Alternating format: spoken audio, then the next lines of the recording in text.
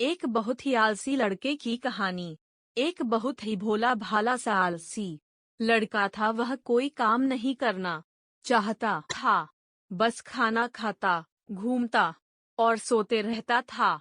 एक दिन उसे किसी ने बताया कि एक आश्रम है जहाँ पर कुछ नहीं करना पड़ता है और हर दिन 2 समय का खाना और नाश्ता मिलता है। तुम वहां जा करके रहो।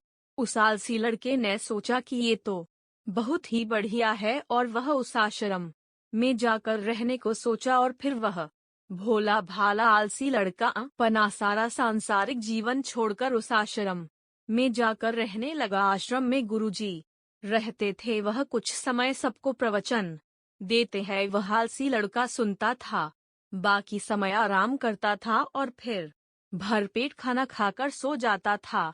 ऐसे ही उस लड़के का दिन गुजरता गया।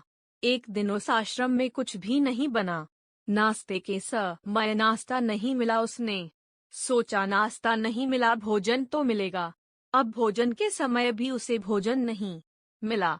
लड़का दौड़ करके गुरुजी के पास गया और उसने पूछा कि आज भोजन क्यों नहीं बना। गुरुजी ने कहा कि बेटा आज एकादशी है और जितने भी आश्रम के सदस्य हैं उनका उपवास है और तुम्हारा भी आज उपवास है, आज भोजन नहीं बनेगा।